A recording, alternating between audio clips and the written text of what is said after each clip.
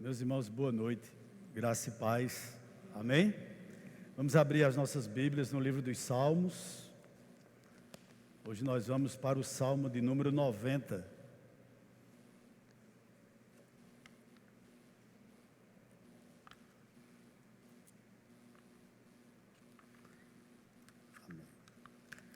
Amém? Todos encontraram? A gente vai estar lendo e vamos refletir um pouco sobre esse salmo que é de autoria do nosso irmão Moisés, né? É o único salmo verdadeiramente que nós temos certeza que a autoria dele foi de Moisés. A palavra de Deus nos diz assim: Senhor, Tu tens sido o nosso refúgio, de geração em geração. Antes que os montes nascessem e Tu formaste a terra e o mundo, de eternidade a eternidade Tu és Deus. Tu reduzes o ser humano ao pó e dizes: voltem ao pó, filho dos homens. Pois 1000 anos aos teus olhos são como o dia de ontem que se foi e como a vigília da noite. Tu os arrastas na torrente, são como um sono, são como a relva que floresce de madrugada viceja e floresce, à tarde murcha e seca. Pois somos consumidos pela Tua ira e pelo Teu furor conturbado. Puseste as nossas iniquidades diante de Ti, e sob a luz do teu rosto, os nossos pecados ocultos. Verso 9. Pois todos os nossos dias se passam na Tua ira. Acabam-se os nossos anos como um breve pensamento. Os dias da nossa vida sobem a 70 anos, ou em havendo vigor a 80. Neste caso, o melhor deles é canseira e enfado, porque tudo passa rapidamente e nós voamos. Quem conhece o poder da Tua ira e a Tua cólera, segundo o temor que Te é devido? Ensina-nos a contar os nossos dias, para que alcancemos o coração sábio. Volta-te, Senhor. Até quando estarás indignado? Tem compaixão dos Teus servos. Sacia-nos de manhã com a Tua bondade, para que cantemos de júbilos e nos alegramos todos os nossos dias. Alegra-nos por tantos dias quanto nos tem afligido, por tantos anos quanto suportamos a adversidade. Verso 16. Aos Teus servos apareçam as Tuas obras, e a seus filhos a Tua glória.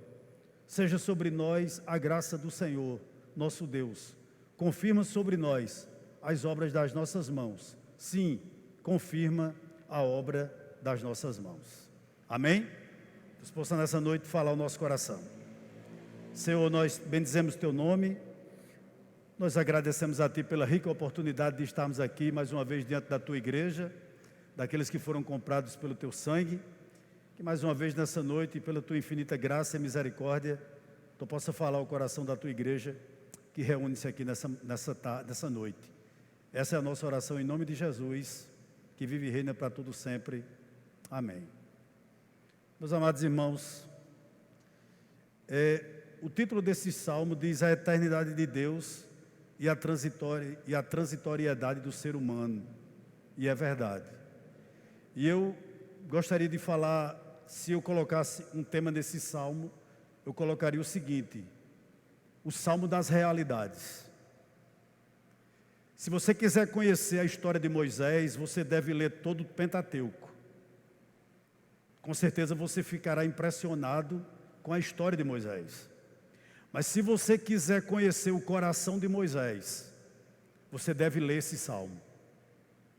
Esse salmo é, eu diria, o ecocardiograma do coração de Moisés. É como Moisés pensava sobre a vida.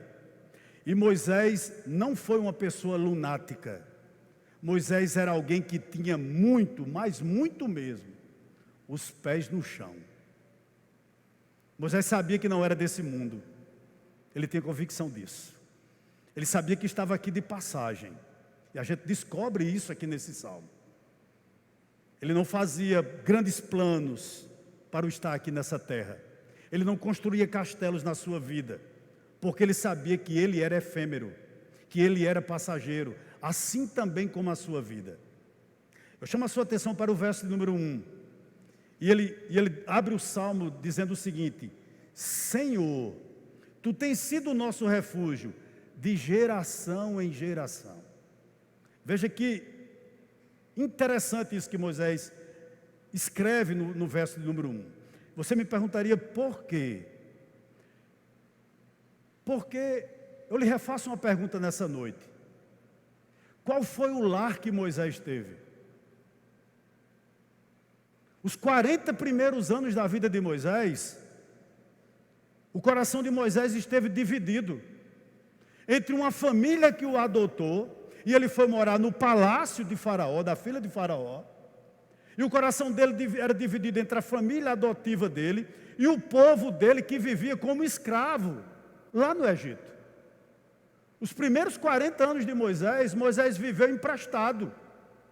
Ele sabia que aquele palácio, embora devia ser belo, não era o lar dele. O coração de Moisés, desde logo cedo, era dividido entre o palácio egípcio e o povo dele que estava sendo escravizado. Dos 40 anos aos 80, ele foi morar em Midian. Entendas, trabalhar para o sogro dele como pastor de ovelhas. Ele nunca teve uma casa de tijolos. Ele nunca teve um prédio para chamar de seu. Dos 80 aos 120 anos, Moisés foi serpentear com o povo, viver como nômade. Então lar, uma casa, uma habitação, mesmo que feita de madeira, na realidade me parece que Moisés nunca teve. E creio que por essa razão ele diz: Senhor, Tu tens sido o nosso refúgio. Em outras palavras, Senhor, Tu tens sido a nossa habitação, a minha casa. É interessante, né? Nós costumamos dizer, e é verdade, que o nosso lar é importante. Eu conheço pessoas que chamam o lar de lugar sagrado. Tem pessoas que amam tanto a sua casa, e não há nada de errado com isso, que nem amar o lar, que nem visitas elas querem receber em casa, de tão sagrado que as pessoas acham aquele ambiente. A gente costuma ouvir muito de muitas pessoas: o meu lar é o meu lugar seguro, é no meu lar onde eu encontro descanso, onde encontro refrigério. Não é verdade? É no meu lar que eu gosto de estar. Muitas pessoas são assim, inclusive eu. Não existe lugar no mundo melhor para mim do que a minha casa, E há pessoas que idolatram tanto o seu lar a ponto de não querer nem receber visita, porque para essas pessoas o lar era um lugar sagrado. Mas interessante que para Moisés, ele nunca teve um lar para chamar de seu. E Moisés sabia que o refúgio dele nunca foi na casa de Faraó, que o refúgio dele nunca foi em Midian, que o refúgio dele não era em Gozen, aquele lugar onde os egípcios designaram para que os hebreus ficaram. Nunca foi esses lugares geográficos, Mas ele sabia muito bem que o único lugar que ele poderia encontrar refúgio, em que ele encontrava habitação, em que ele encontrava segurança, era no próprio Deus.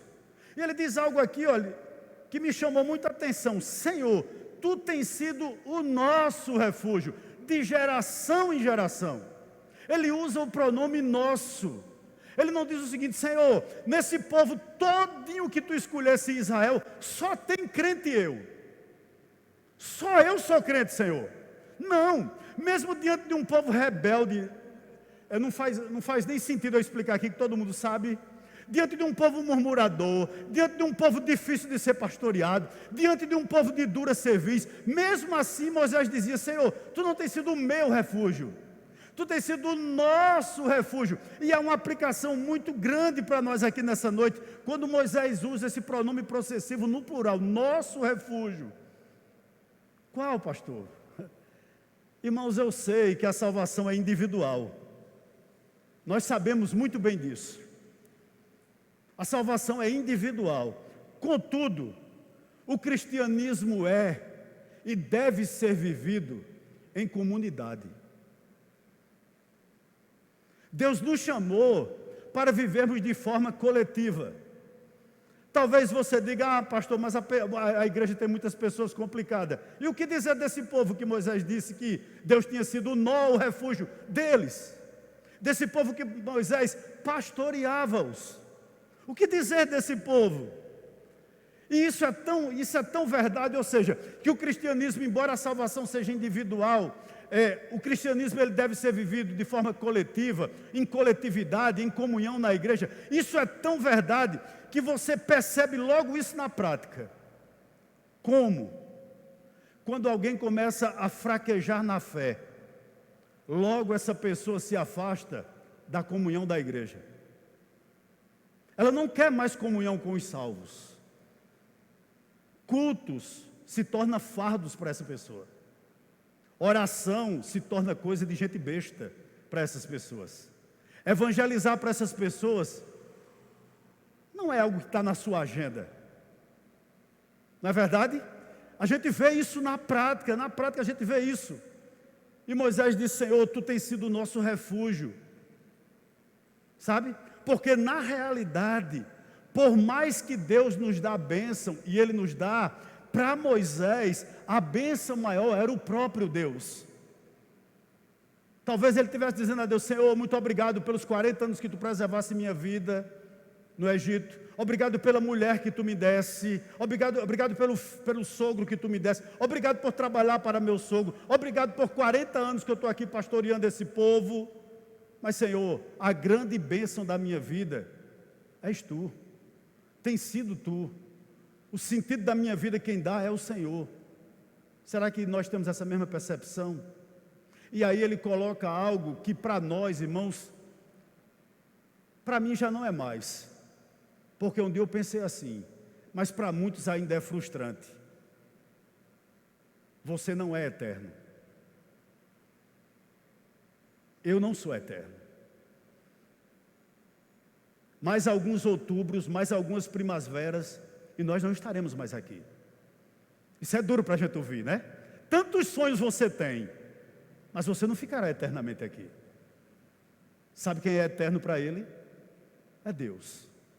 Olha o que Ele diz no verso 2: Antes que os montes nascessem, e Tu formasse a terra e o mundo, de eternidade a eternidade, Tu és Deus.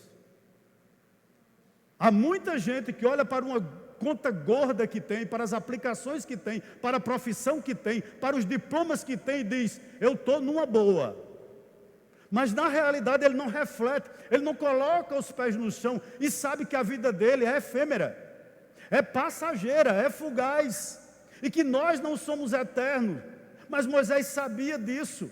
Moisés disse: Senhor, se há alguém que é eterno, esse alguém és Tu, Senhor. Tu és eterno, eu não. Por isso que eu me refugio em Tu. Porque Faraó irá passar, esse povo irá passar, meu sogro irá passar, o rebanho do meu sogro acabará, eu acabarei, mas Tu és eterno. Eu lhe pergunto nessa noite: em que você tem botado a sua confiança? Em que? Ou em quem? Eu meditava nesse texto e eu voltei na minha vida quase 50 anos. Quando eu tinha 6 anos, eu morava ali na rua Monte Santo mesmo, aquela rua que dá acesso ao portão principal do cemitério do Monte Santo. E todas as manhãs eu chorava copiosamente. Por quê? Porque minha mãe tinha que sair para trabalhar na faculdade de medicina. E quando eu via minha mãe descendo aquela ladeira para ir trabalhar, eu entrava em desespero. Porque na minha mente, apesar de criança de 6 anos, eu não ia vê-la mais. Ela iria trabalhar e não voltaria ali, me abandonar, algo de ruim iria acontecer à minha mãe. E eu chorava até ela voltar de meio-dia. E ao retornar de 1 hora, eu chorava até as 5 horas da tarde. Por quê? Porque a minha grande segurança era ela. E quando eu descobri que eu ia morrer, e quando eu descobri que minha mãe também poderia morrer, irmãos, eu entrei em desespero. Por que as pessoas morrem? Porque uma criança de 6 anos, eu colocava todas as minhas esperanças, todas as minhas fichas em minha mãe não é eterna, apesar de ter hoje 94 anos. Né? E em quem nós temos colocado a nossa esperança? Quem tem sido a nossa habitação? Quem tem sido o nosso refúgio? Aonde você tem construído a sua vida? Para Moisés só há uma pessoa em que você pode confiar eternamente e construir a sua vida e descansar nele. E essa pessoa para ele é eterno. Ele diz: Senhor, antes que os montes nascessem e Tu formasse A terra e o mundo, de eternidade a eternidade, tu és Deus. Aí interessante que agora, eu sei que o salmo, o subtítulo do salmo diz que essa aqui é uma oração de Moisés. Mas a oração propriamente dita, ela só começa no verso de número 12. Do verso 1 até o verso 11, Moisés vem criando argumentos. E interessante, olha, que do verso 3 até o verso 6, Moisés vai falar sobre a fragilidade da vida. Como nós somos frágeis. Sabe? Como você não é um semideus. Como nós não somos o cara. Como nós somos, irmãos, pequenininhos. Nós não somos absolutamente nada, irmãos. Nós somos talvez um pingo em um oceano. Olha o que ele diz no verso 3, olha. Tu reduzes o ser humano ao pó e dizes, voltem ao pó, filho dos homens. Que coisa! Que convicção Moisés tinha, meu irmão. Que convicção ele tinha sobre a vida. O que Moisés está dizendo é o seguinte, Senhor, do verso 3 ao verso 6, eu sou frágil. Eu sou frágil. Né? E você me perguntaria por quê? Você talvez olhe para alguém que está enfrentando uma doença mortal, tipo um câncer, né? Tipo uma AIDS. E há pessoas que você olha enfrentando uma doença, e essas pessoas se mantêm firmes. Elas são mais seguras do que você. Elas são, irmãos, assim, pessoas que, apesar do que tem vivido, tem uma pessoa lá em frente à minha casa dessa maneira. Ela já tirou um câncer ela já tirou um câncer no intestino e agora está com outro tumor por trás do fígado e os médicos não querem abri-la. Mas você conversa com essa mulher, ela é alegre, sabe? Ela dorme bem, ela anda. É claro que ela está abatida, mas você não vê semblante de tristeza nela. E muitas vezes a gente olha e diz, mas como fulana é forte? Mas não é ela que é forte. É Deus que tem concedido graça a essas pessoas que passam por essas tribulações de forma, digamos assim, triunfante. Mas na realidade o que Moisés quer colocar para nós aqui é o seguinte: nós somos frágeis, nós não somos super-homens. O que ele está dizendo aqui no verso de número 3?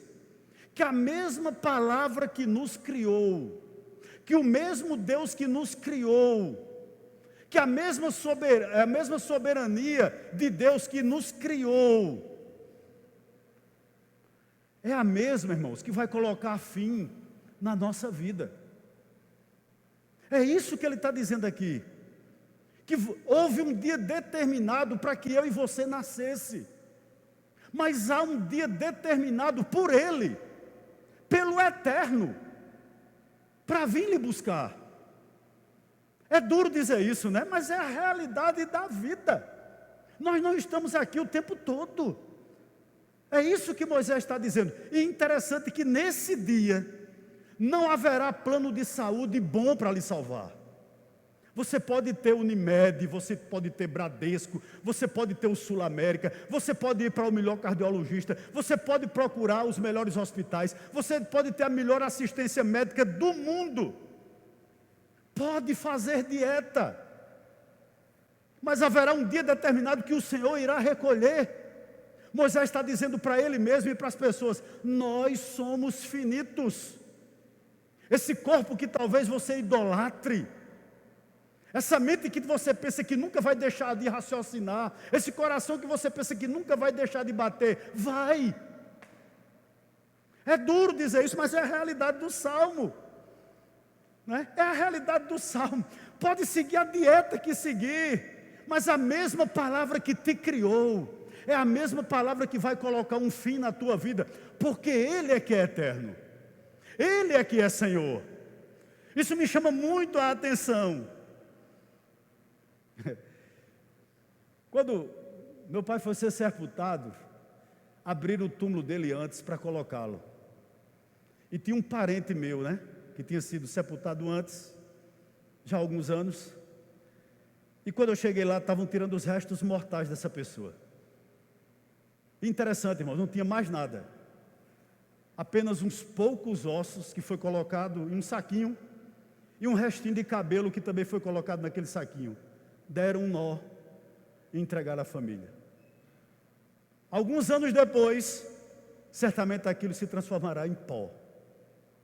É o que eu e você, na realidade, iremos nos reduzir no fim da nossa vida. Agora, o que me chama a atenção aqui, e as palavras não são minhas, as palavras são de Spurgeon. Ele diz o seguinte, analisando esse verso 3, ele diz o seguinte, olha: Deus determina e o homem desaparece. Uma palavra que criou e uma palavra nos destruirá. Observe como a ação de Deus é reconhecida. No verso 3, não está escrito que o homem morre por causa do decreto do destino, ou por ação de uma lei inevitável, mas o Senhor é o agente disso tudo. A sua mão se move e sua voz fala. Sem isso, nós não morreríamos. Mas porque o Senhor determinou que nós morreríamos, nós iremos morrer. Nenhum poder na terra ou no inferno pode nos matar. Só Deus.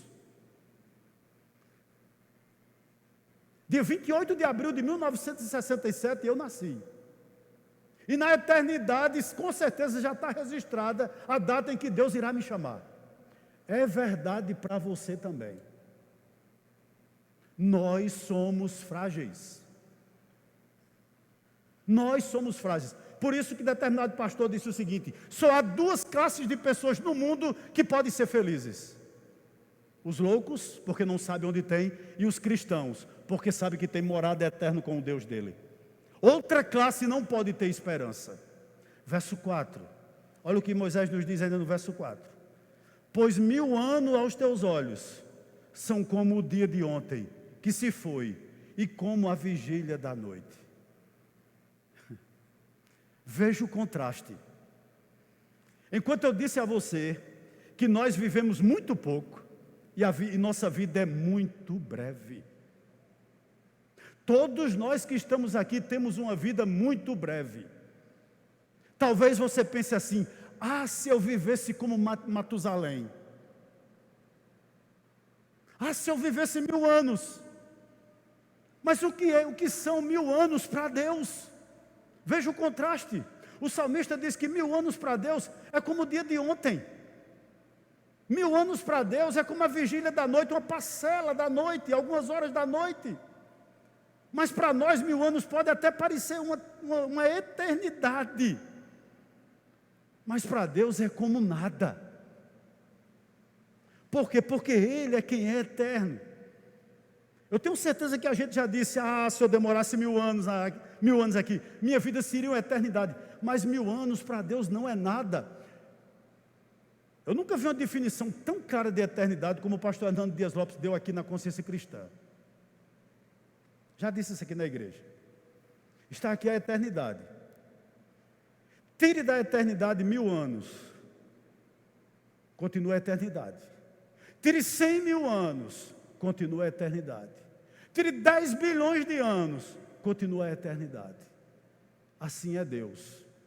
1000 anos para Ele é como um sopro. Para nós pode parecer muita coisa, mas na realidade não é. E ele continua no verso 5 e 6 dizendo o seguinte, olha: tu os arrastas na torrente, são como um sono, são como a relva que floresce de madrugada viceja e floresce, à tarde murcha e seca. Meus irmãos, o que é a nossa vida? Não parece, né? Agora em agosto, dia 9 de agosto desse ano, vai fazer uma data complicada para mim aqui na igreja. 13 anos que eu estou aqui, né? Como voou! Eu cheguei aqui, Rafael era uma criança. Breno, eu estou olhando aqui, ei, pequenininho, está esse homenzarrão aí. 13 anos voaram, né? E o salmista diz aqui nesse verso 5 e nesse verso 6, ele diz o seguinte, que as gerações são levadas por Deus, assim como uma enchente leva tudo que está à sua frente. É o que está dizendo o verso 5. São como um sono. Deixa eu lhe fazer uma pergunta. O que você sonhou antes de ontem, você lembra? O que você sonhou domingo passado, você lembra? O que você sonhou sábado passado? Um sonho nós temos quando estamos dormindo, nós temos um sonho, e logo esse sonho vai embora da nossa mente, nós não nos lembramos mais. Assim são os nossos dias, como a relva, né? Ele coloca aqui no verso de número 5, parte B, são como a relva que floresce de madrugada viceja e floresce, à tarde murcha e seca. Era uma espécie de grama, que muito cedo ficava verde, ficava muito viçosa, e à tarde ela secava rapidamente. E eu lembro de uma coisa, de uma árvore que tem ali, que eu acho lindíssima. Ali no canal de Bodocongó tem um ipê raro, ele é branco, só tem ele em Bodocongó que eu conheço. E interessante que pela manhã ele floresce, às vezes, na primavera, né? Ele floresce e fica belíssimo. Pela manhã até meio-dia você vê ele muito lindo, florido, a coisa mais bela do mundo. À tarde, quando você passa lá, ele não está mais florido, ele só tem o caule e os galhos. Assim também é a nossa vida. E o que eu acho interessante, irmãos, o tempo tem nos mostrado isso. A nossa brevidade. Como o tempo tem escorrido pelos nossos dedos. E interessante, não tem como pará-lo. O tempo é um tesouro precioso e nós temos pouco. Isso eu gostaria de chamar a atenção aqui para você. Sua vida é muito breve, eu não estou dizendo que você vai morrer amanhã. Queira Deus que todos aqui vivessem mais de 100 anos. Mas o que são 100 anos? O que são 200 anos? O que são 1000 anos? Para tomar decisões importantes na vida? Nada. O meu apelo a você aqui nessa noite é que você não perca o tempo da oportunidade. É que você não perca o pouco tempo que Deus está lhe dando. E esse pouco tempo pode ser 1 minuto, pode ser centenas de anos, eu não sei. Mas não perca esse tempo. Faça com que a sua vida valha a pena. Verso 7. Interessante, se do verso 3 ao verso 6, ele falou sobre a efemeridade da vida, do verso 7 ao verso 11, ele fala porque nós somos tão maus. Irmãos, como é difícil viver. Como é difícil viver, irmãos. Eu acho às vezes que a minha mente não funciona bem. E às vezes uma vez eu estava em casa pensando o seguinte: meu Deus, se tu me desse 1000 anos, né? Como nós somos egoístas. Se tu me desse 1000 anos, mas tu parasse como eu estou, estava com uns 48 anos, me deixa com o corpo que eu estou. As rugas ainda estava em ordem com 48. Me deixa desse. Agora que eu viva 1000. Aí eu digo, mas Senhor, por que eu estou pedindo isso? Aí eu ia pensar o seguinte: eu ia enterrar a Ritinha, eu ia enterrar a Raíssa, eu ia enterrar a Rayane, eu ia enterrar Rodrigo, eu ia enterrar Jamerson, eu ia internar Neto, Jaciara, meus netos tudinho. Que vida eu teria? Os irmãos estão me entendendo? E isso aqui, às vezes é egoísmo da nossa parte. Do verso 7 até o verso de número 11, ele vai dizer qual é o nosso problema. Qual foi o grande mal da humanidade? E é o pecado. Moisés estava pastoreando um povo muito difícil. E no verso 7 ele diz o seguinte: pois somos consumidos pela tua ira e pelo teu furor conturbados. O que é que Moisés está dizendo a ele mesmo? Ele está dizendo: Senhor, toda a rebeldia desse povo que eu pastoreio, como também dos egípcios, toda mortandade, toda murmuração, toda tribulação, Senhor, tudo que nós temos passado é fruto da queda. É fruto da queda. As mortes, as tribulações, as insatisfações são consequências da queda do homem. Moisés sabia disso. E viver debaixo disso, irmãos, sem esperança, é perturbador. É isso que Moisés está dizendo no verso 7. Nós somos consumidos pela tua ira e pelo teu furor somos conturbados. Ou seja, porque o homem pecou? Porque o homem pecou? Deus o puniu, o expulsou do Éden. E hoje nós vivemos no caos que nós vivemos aqui. Na realidade a vida, irmãos, é difícil demais de ser vivida. É curta, dura e incerta. Mas Moisés diz, por que isso tudo? Por conta da queda. Eu posso lhe dizer algo aqui, olha. Irmãos, nenhum de nós que estamos aqui, nenhum ser humano na face da terra, consegue ser feliz se a felicidade dele não está em Jesus Cristo. Você será um eterno insatisfeito se você não encontrar felicidade no Evangelho. Você será. Me permitam um parênteses aqui nessa noite. Eu vi uma reportagem sobre a esposa de um jogador da seleção brasileira, que joga na Europa, que esse jogador ganha 32 milhões de reais por mês. Isso dá a bagatela de 1 milhão, alguma coisa por dia. Imagina o que é você ganhar 1 milhão, alguma coisa por dia. E eles moram na Europa há anos. São brasileiros, ele e a esposa, mas moram na Europa há anos.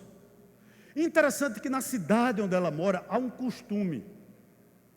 Num bairro nobre, certamente ela mora, né? As pessoas colocam roupas usadas no lixo.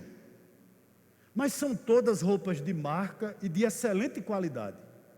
E quando a mulher desse jogador que é brasileira, que ganha 1, alguma coisa milhão por dia, vê as vizinhas dela colocando as roupas de marca no lixo, para que os moradores e as pessoas carentes possam pegar para elas, o que essa mulher faz?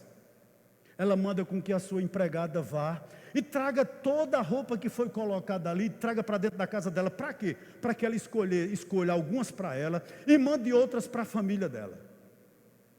Por quê? Porque o homem sem Deus, ele é insatisfeito. É insatisfeito com o cônjuge que tem, é insatisfeito com a casa que tem, é insatisfeito com a roupa que tem, é insatisfeito com a profissão que tem, é insatisfeito com tudo. E Moisés disse o seguinte: Senhor, eu entendo porque esse povo é tão murmurador. Eu entendo, Senhor, porque tu tem dado maná e eles querem carne às vezes. Eu entendo, Senhor. Eu entendo. É uma questão de coração. Mas na realidade foi a queda que fez tudo isso. Verso 8. Olha o que ele diz no verso 8. Puseste as nossas iniquidades diante de ti, e sob a luz do teu rosto, os nossos pecados ocultos. O que é que Moisés está dizendo, está colocando aqui? Como andar tranquilo sem Cristo? Você pode ler o poema que você lê. Você pode escutar a música que você bem quiser. Mas nada nesse mundo é capaz de tirar o peso de uma consciência cheia de pecado. É triste quando nós pecamos, né? Nada no mundo, a não ser o sangue de Jesus. E é isso que Moisés está dizendo. Como esse povo vai conseguir ter paz, Senhor? Se até os nossos pecados mais ocultos, eles estão abertos aos teus olhos, eles são notórios aos teus olhos, Senhor. Como é que a gente pode viver em paz? Veja como Moisés é consciente. Como eu posso andar nas trevas num Deus que é luz? Como 1 João diz, né? Que ele é luz e não há nele treva nenhuma. Como conseguir dormir em paz, Senhor, diante de um Deus assim?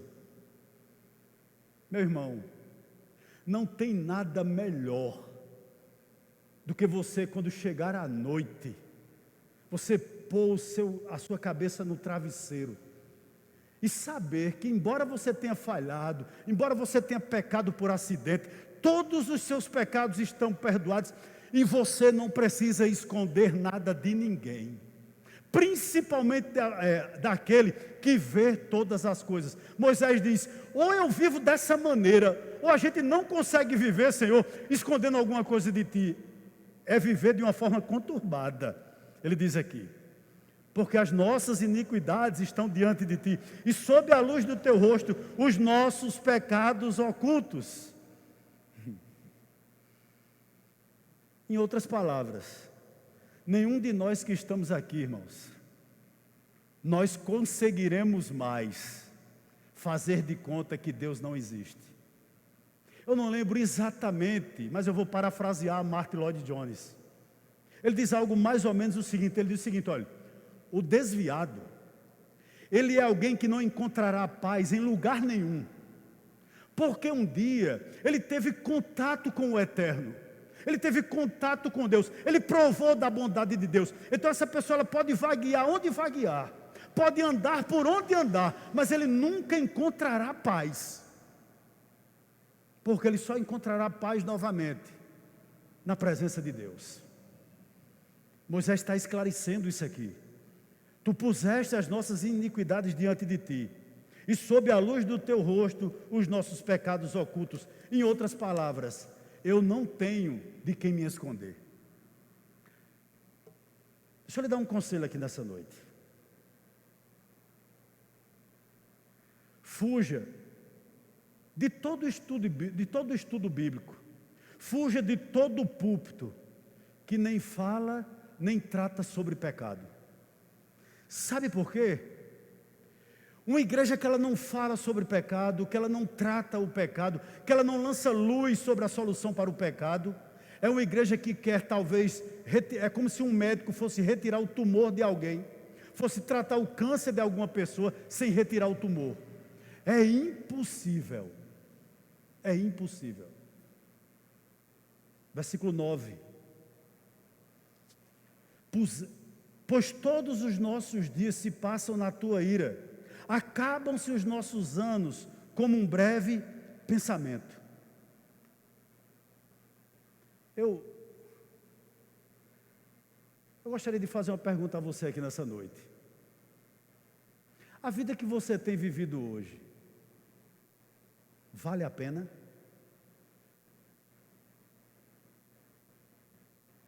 O que você tem feito hoje, com a sua inteligência, com as suas habilidades, com o seu coração, vale a pena?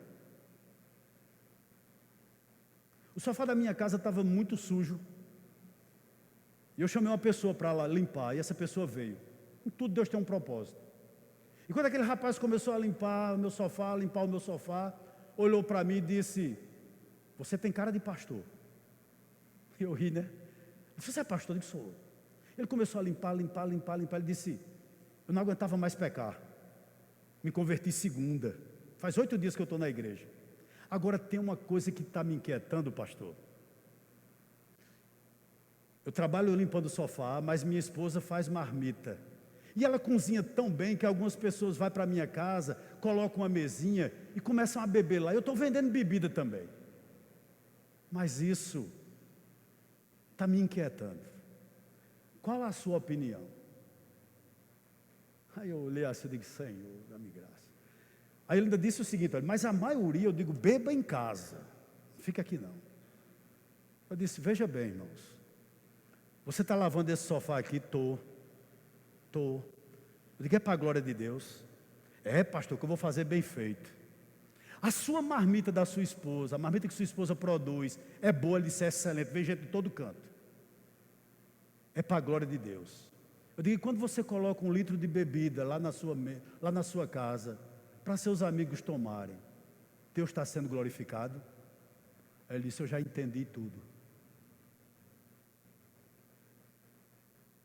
Verso 9. Pois todos os nossos dias se passam na tua ira, acabam-se os nossos dias como um breve pensamento. Há um ditado que diz o seguinte, um ditado popular: a vida é muito curta, portanto aproveite-a. À luz desse verso 9 eu lhe daria outro conselho: a eternidade é muito longa, prepare-se para ela. O estilo de vida que você tem vivido hoje está lhe levando para onde? O que você tem feito hoje, se você morresse agora, você iria para onde? Você tem convicção que seus pecados foram perdoados? Você tem convicção que você foi justificado? Essa é a pergunta que eu lhe faço nessa noite. E por favor, faça com que sua vida valha a pena. Não desperdice o pouco tempo que lhe resta. Viva para a glória de Deus. Versículo 10. Os dias da nossa vida sobem a 70 anos.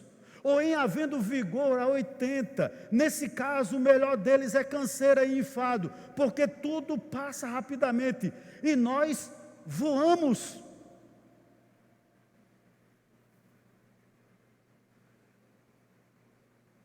Eu já disse aqui, irmãos, eu espero que Deus me conceda a graça de não morrer como um covarde. O que é que eu estou querendo dizer? Eu estou querendo dizer que no dia que Deus determinou para que eu morra, eu não fico olhando para a Ritinha e para os meus filhos dizendo o seguinte: não deixe que eu morra, não deixe que eu parta. Mas que o Espírito Santo me dê condições de dizer: não me impeçam da glória. Os nossos dias chegam a 70, no mais a 80, até 90. Mas o que me chama a atenção aqui é que a gente poderia ter vivido de uma forma melhor. Eu tenho certeza que as pessoas mais maduras que estão me ouvindo aqui, há muita bobagem que você fez no passado que você não faria hoje. Você está mais maduro, você está mais consciente, até pelo Evangelho, claro, e pelo Evangelho também, com certeza você está mais consciente. Há mais sabedoria em você, mas interessante, falta vigor. O vigor vai se acabando. E eu estava refletindo sobre isso aqui, meus irmãos. Eu tenho 54 anos, talvez eu tenha mais 16, se Deus for muito bondoso comigo, de vida útil. Com 70, o camarada já está meio cansado. Com 80, nem se fala. E com 90. O que Moisés está colocando aqui é o contraste entre eu e você e Deus.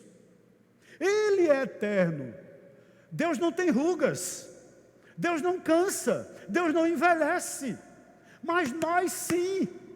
Deus tem toda a eternidade, mas você não tem. Eu não tenho. São 70, 80 no máximo. Interessante que ontem Ritinha me mostrou, eu não sabia nem que eu ia pregar nesse salmo. E Ritinha veio: mas Ninho, olha que coisa linda. O que é, Ritinha? Uma mulher de 82 anos, malhando. E ela é toda musculosa, mas não é a mesma coisa de 16. É em forma, é verdade. O corpo ainda está bom, não tem gordura, não tem culote como eu tenho já, não tem. O corpo dela é muito... mas não é a mesma coisa. É uma exceção. É exceção. Verso 11. Quem conhece o poder da tua ira e a tua cólera segundo o temor que te é devido? Ele faz duas perguntas. Irmão, eu sei que Deus é amor. Eu prego que Deus é amor. João 3,16 me diz isso todo dia. Quando eu olho para a cruz, eu vejo que Deus é amor. Mas eu seria um lunático, eu seria um irresponsável, e você também, você que está me ouvindo, se você passasse pela vida sem saber de um atributo de Deus, a sua justa ira, a tua santa ira. Você não pode olhar para a Bíblia só para o João 3,16. Você tem que olhar para textos como o dilúvio. Você tem que olhar para textos como Sodoma e Gomorra. Você tem que refletir em textos como a parábola do rico e Lázaro. O que eu estou querendo lhe dizer aqui? Eu achei que o pastor Augusto Nicodemos, ele foi muito feliz em uma pregação dele, que ele disse o seguinte: olha, fala-se muito que Deus é amor, e é verdade. Mas também, como não temer a Deus? E ele usa até esse termo: temer Deus não é apenas respeitá-lo, é ter medo dele sim. Como você não tem medo de alguém que pode lhe reduzir ao pó, ele reduz, e jogar você no inferno?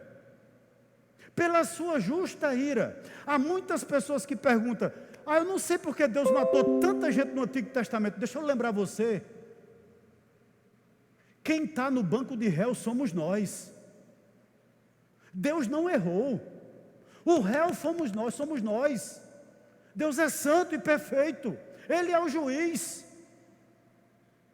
Ele é o Criador. E Ele faz comigo e você o que Ele bem quer, o que Ele bem entende. Eu posso lhe dizer algo mais: Deus lhe ama tanto, Deus tem tanta compaixão da sua vida, que Ele trouxe aqui nessa noite. e talvez por pessoas que estão me ouvindo me acompanhando de forma remota nessa noite também. Então veja bem, o verso de número 11, ele diz: quem conhece o poder da tua ira e a tua cólera, segundo o temor que te é devido? Ou seja, eu não posso olhar para a vida apenas dizendo que Deus é amor. Eu posso olhar para a vida efêmera que eu tenho e entender que esse mesmo Deus que é amor, Ele pode me reduzir ao pó e me lançar no inferno, e a culpa será minha. E agora, para concluir, nós vamos para a oração propriamente dita, a partir do verso de número 12. Olha o que ele diz no verso 12: ensina-nos a contar os nossos dias, para que alcancemos coração sábio.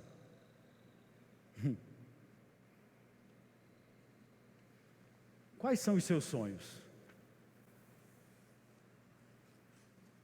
Quais são os seus objetivos?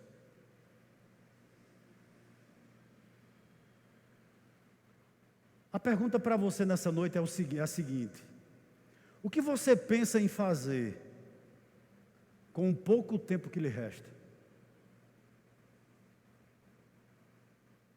Pare um pouquinho aí. Com o pouquíssimo tempo que lhe falta aqui na terra, o que você está pensando em fazer? É interessante que toda vez que o pastor Jamerson vai falar sobre Paulo, ele enfatiza: Paulo escreveu quase metade do Novo Testamento, o que é verdade, né? E evangelizou todo mundo conhecido. Que vida, né? Eu me lembrava de Pedro. Foi um instrumento de Deus para abrir as portas aos samaritanos, aos gentios, e depois disso, tudo indica que ele continuou num ministério itinerante ao lado da sua esposa. Que vida, né? Eu me lembro de Tiago, meu irmão de Jesus, que era incrédulo, quando Jesus convivia no mesmo lar que ele. Depois que ele viu o Senhor ressurreto, converteu-se ao Senhor, tornou-se uma coluna da igreja primitiva, e é até um autor das nossas epístolas, a epístola que leva o seu nome, a epístola de Tiago. Por que eu estou dizendo isso aqui? O que você tem feito com a sua vida? O que você pretende fazer com ela? Posso fazer uma pergunta aos pais e mães que estão aqui nessa noite? Sinceramente, nós temos educado os nossos filhos para serem os futuros professores da escola dominical? Você tem falado com o seu filho sobre a possibilidade dele ser um missionário? Você tem conduzido, ou pelo menos conversado com seus filhos sobre a possibilidade dele se tornar um pastor? Eu sei que pastor quem reconhece é a igreja, mas será que você tem alimentado esse sonho no seu filho?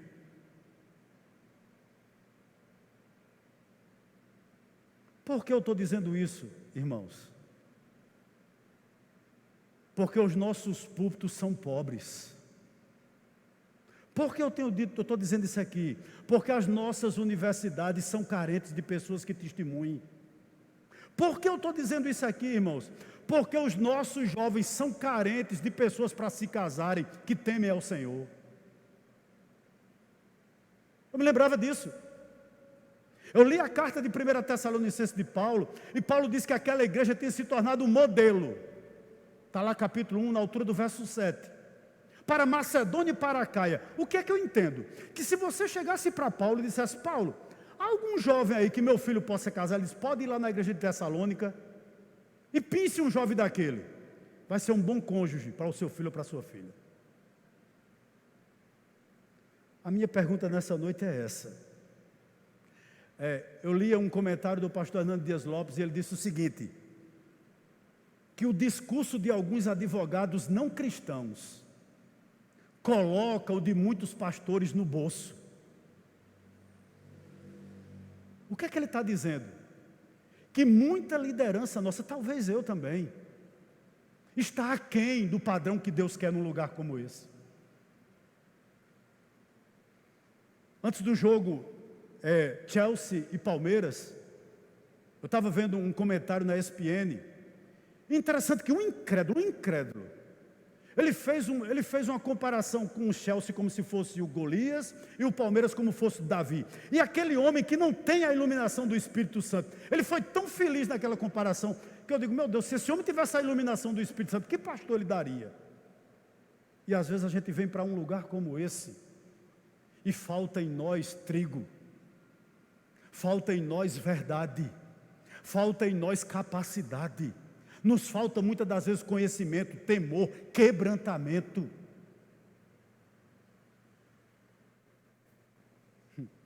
Ensina-nos a contar os nossos dias, Senhor. Em outras palavras, Moisés está dizendo o seguinte: Senhor, faça com que a minha vida valha a pena. Faça com que eu olhe com os teus olhos para a minha própria vida. Faça com que a minha vida valha a pena. Sabe por quê, irmãos? Porque no leito da sua morte, ou quando você for visitar alguém no leito de morte, ninguém vai lhe dizer o seguinte, presta atenção, traga meus diplomas. Eu não estou dizendo que se formar é errado, por favor entenda. Mas ninguém vai dizer isso para você no leito de morte. Nem você mesmo a você mesmo, na hora que você estiver morrendo. Sabe por quê? Não espere o momento da sua morte para você finalmente entender como é fútil alguns valores que nós damos no mundo. Há muitos bicos que não valem a pena. Você está perdendo os filhos dentro de casa. Há muitos empregos que não valem a pena. Você está perdendo sua família. Você está perdendo seu casamento. Está deixando de desempenhar seu papel dentro de casa. Vale a pena não. Ensina-nos a contar os nossos dias, Senhor. É isso que Moisés está pedindo a Deus, para que nós alcancemos coração sábio. Verso 13. Volta-te, Senhor, até quando estarás indignado? Tem compaixão dos teus servos. Você pediu isso a Deus? Olha, eu ia dizer isso no final, mas vou adiantar aqui. Moisés escreveu esse salmo, muito possivelmente depois de Números 13 e 14. Quando aquele povo começa a se rebelar, lá em Cades Barneia, que Moisés diz, olha, vão espiar a terra, eles vão e trazem más notícias, e querem se rebelar, querem voltar para o Egito, querem um novo líder, estão lembrados? Foi exatamente nesse momento que Moisés escreveu esse salmo. E outra coisa interessante, depois desse evento, Moisés perde a sua irmã e perde o seu irmão Arão. Então ele estava vivendo um momento crítico da vida dele. E ele faz um pedido a Deus no verso 13: volta-te, Senhor, até quando estarás indignado? Tem compaixão dos teus servos. O que Moisés, está pedindo a Deus: Senhor, não me abandone. Esse povo quer fugir de ti, não permita que a gente fuja. Ele está pedindo a Deus, Senhor, não me trata com a tua justiça, porque se Deus lhe der o que você merece, irmãos, não queira não. Moisés está pedindo a Deus, Senhor, usa de misericórdia, usa de compaixão para comigo e para com esse povo. Peça a Deus isso. A gente não sabe nem orar, irmão, nem orar como convém, eu e você não sabe, é o Espírito Santo que conserta nossas orações. Imagina os nossos sonhos, né? Verso 14. E aqui Moisés ora por satisfação. Eita, que coisa difícil, viu? Tem um pastor que uma vez eu ouvi um pastor dizer isso numa pregação: a coisa mais difícil do mundo é alegrar crente. E é verdade. E Moisés pede isso a Deus: Senhor, nos sacia. Olha o que ele diz no verso 14: sacia-nos de manhã com a tua bondade, para que cantemos de júbilo. Moisés ora por satisfação. Irmãos, as igrejas, e também o mundo principalmente, está repleto de pessoas insatisfeitas. Sim ou não? Posso lhe dizer algo aqui nessa noite? Se você é infeliz, solteira ou solteiro, você continuará infeliz casado. Se você é insatisfeito ou infeliz desempregado, você continuará insatisfeito empregado. Se você é infeliz jovem, você continuará sendo infeliz adulto.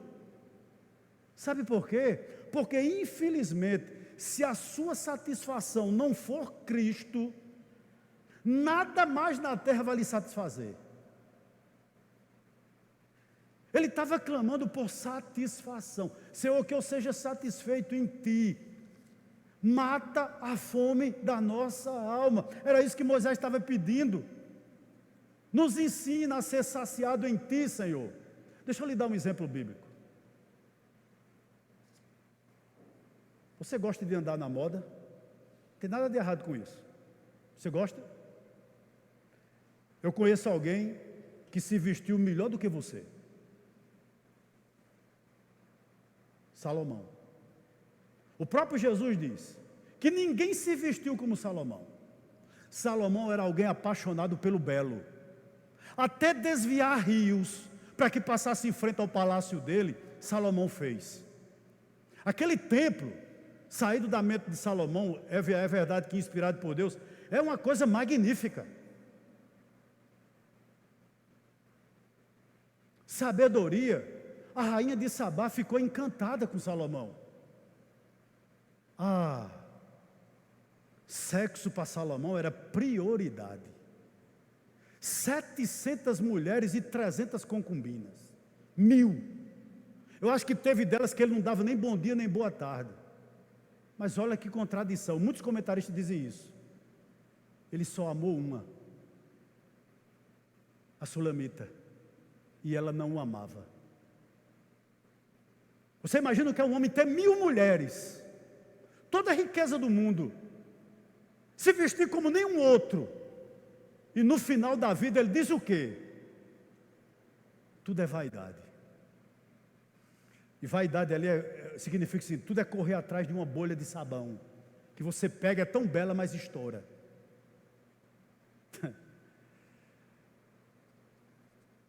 Posso lhe dar uma aplicação aqui com base nesse verso número 14? Não há ninguém que possa suprir a fome da nossa alma, a não ser Jesus. Você vai se focar tanto no trabalho e vai chegar na velhice frustrado. Você vai querer tanto um carro novo, quando você conseguir, talvez não dê mais tempo de você conseguir um mais novo do que ele. A concessionária muda a lanterna. Você olha para o seu e diz, já não está do jeito que eu quero. É ou não é? É ou não é? Você passa numa vitrine, uma camisa lhe encanta. Você veste. A pessoa vai passar, mancha um pouquinho, já não está do jeito que você quer. Já tem uma coleção nova. Insatisfação. Verso 15.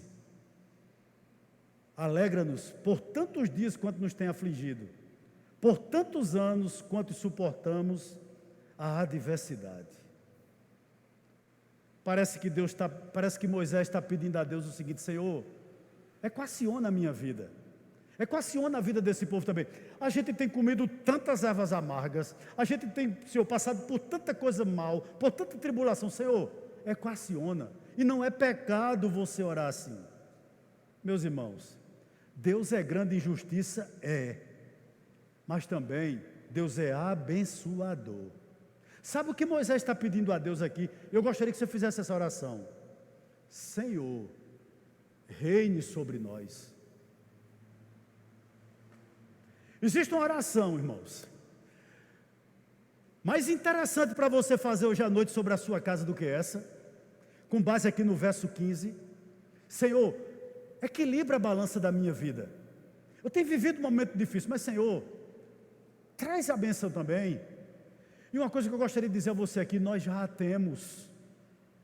Que tal você pedir hoje à noite: Senhor, reina sobre minha casa, reina sobre meu casamento, seja Senhor sobre o meu casamento, seja Senhor sobre a vida dos meus filhos, seja Senhor sobre a minha mente, seja Senhor sobre o meu coração. Senhor, reina. Sabe por quê, irmão? Você deve orar assim como Moisés. Porque se você quiser de volta a alegria sem Deus, você vai querer de volta os seus ídolos. E ele não serve para vocês. Mesa de bar já não lhe cabe mais. Amizades mundanas já não são mais para você. Prostituição já não faz parte mais da sua vida. Porque você quer esses ídolos de volta. Então, a orientação de Moisés é essa: Senhor, reina sobre nós. Oh Deus, concede, Senhor, a bênção tua sobre a minha vida, sobre a vida desse povo. Que tal se nós orássemos assim? Eu acho que nós deveríamos orar assim. Verso 16. E nós já estamos chegando à conclusão. Aos teus servos, Senhor, apareçam as tuas obras, e a seus filhos a sua glória.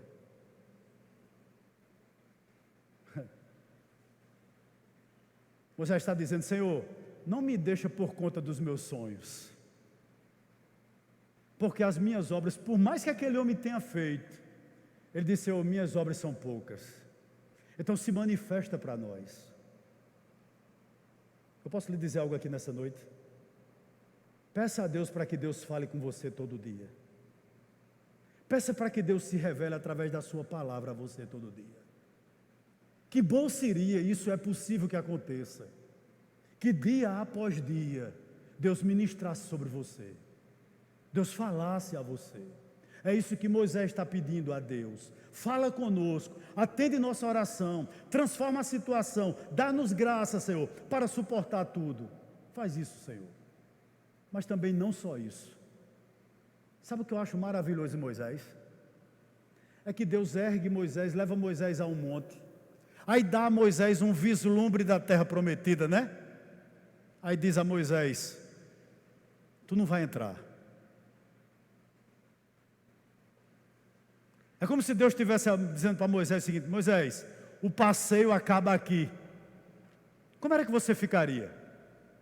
120 anos, ou mais precisamente 80, ao lado de um povo de dura serviço, sendo pastor daquele povo, crendo que você ia entrar na terra prometida, e Deus disse: Moisés, o passeio acaba aqui. Aí o que é que Moisés pede a Deus? Senhor, não se deixa de revelar aos nossos filhos.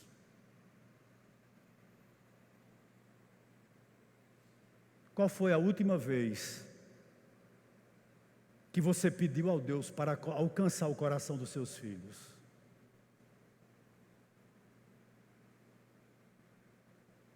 Qual foi? Qual foi a última vez que você pediu isso a Deus? Senhor, talvez sua vida espiritual esteja muito bem, amém. Mas será que você tem pedido: Senhor, alcança o coração de meus filhos? Nós adultos aqui da igreja, a responsabilidade de orar pelos nossos jovens não é só da irmã Elane. A responsabilidade sobre os nossos jovens daqui é de todos nós. E termino no verso 17, quando ele diz o seguinte, né? Seja sobre nós a graça do Senhor nosso Deus.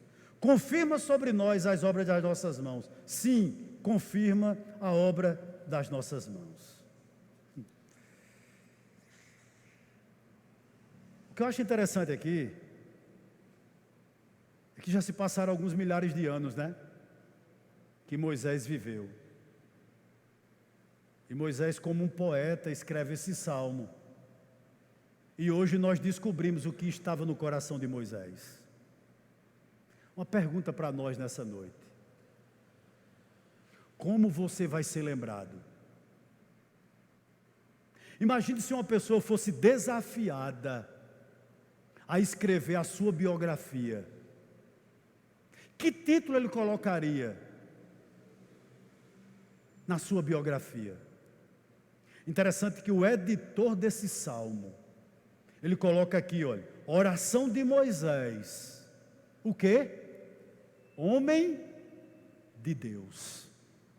Ele não tirou isso da mente dele, o editor. Não foi Moisés que colocou isso, foi a pessoa que editou, que colocou esse salmo aqui, que certamente conhecia a história do povo hebreu. Agora, onde ele foi buscar isso? Em 2 textos, pelo menos, e a gente encerra. Eu vou deixar, você pode até ler em casa. Josué, verso 14, verso 6. Capítulo 14, verso 6. Quando Josué diz o seguinte, que Moisés era o homem de Deus. E Esdras, capítulo 3, verso 2. Quando Esdras também se referindo a Moisés, diz, Moisés, o homem de Deus. Por que Moisés era homem de Deus? Porque Moisés sempre se refugiou nele, o lugar seguro, o lugar que eu e você sempre devemos estar. A minha oração nessa noite é que Deus nos abençoe e que permita uma vida minha e sua, sabe como? Com os pés no chão, com os pés no chão.